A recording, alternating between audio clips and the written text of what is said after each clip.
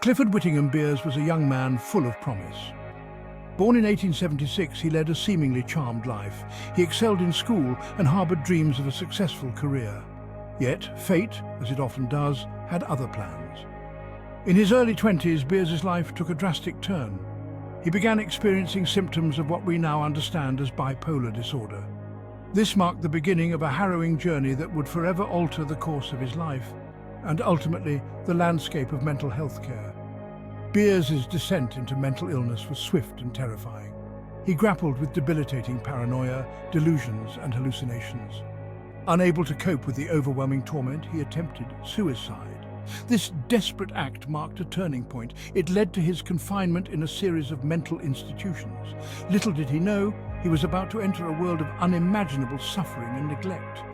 It was within the cold, unforgiving walls of these asylums that Beers would witness firsthand the inhumane treatment endured by those deemed insane. This experience became the defining crucible of Beers's life. He was deeply troubled by the callous indifference and outright cruelty inflicted upon those who, like him, were battling mental illness. Patients were routinely subjected to physical abuse, restraint, and isolation. There was a profound lack of understanding of mental illness, and treatment, if it could be called that, was often more akin to punishment. It was within this abyss of despair that a seed of determination was sown in Beers' heart. He resolved to expose the appalling conditions of asylums and to advocate for the humane and compassionate treatment of those suffering from mental illness. This harrowing experience became the catalyst for Beers' life's work. He was determined to use his experience to shed light on the plight of those suffering in silence. Beers understood that the path to reform lay in changing public perception and advocating for systemic change in the treatment of mental illness. He resolved to become a voice for the voiceless, to expose the inhumane conditions of asylums, and to champion for the rights and dignity of those living with mental illness. The asylums of the early 20th century were bleak and unforgiving places. Overcrowding was rampant and resources were scarce. Patients were often herded together regardless of their diagnosis or the severity of their condition. The air was thick with the stench of disinfectant, mingled with the despair of those confined within the asylum's walls.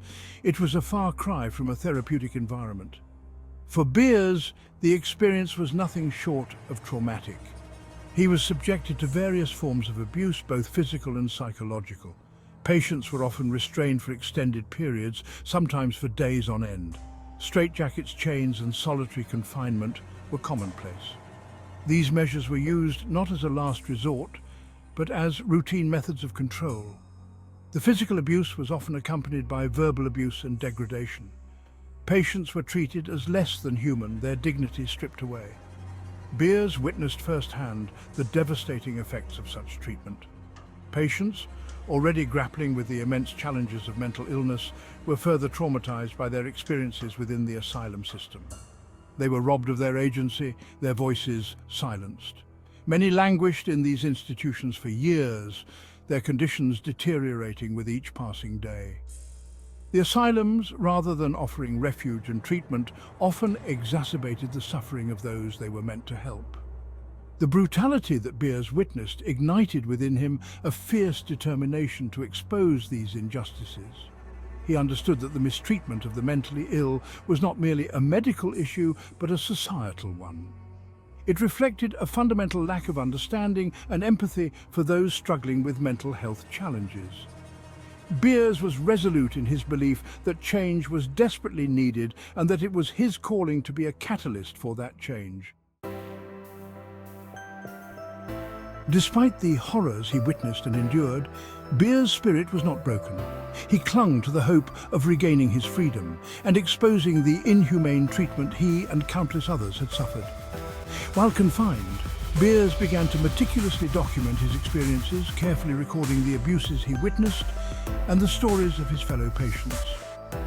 He understood that his first-hand account held immense power and could serve as a potent weapon in the fight for reform. His writings were not merely a chronicle of suffering, they were a testament to the resilience of the human spirit. Beers wrote with a clarity and eloquence that belied his circumstances.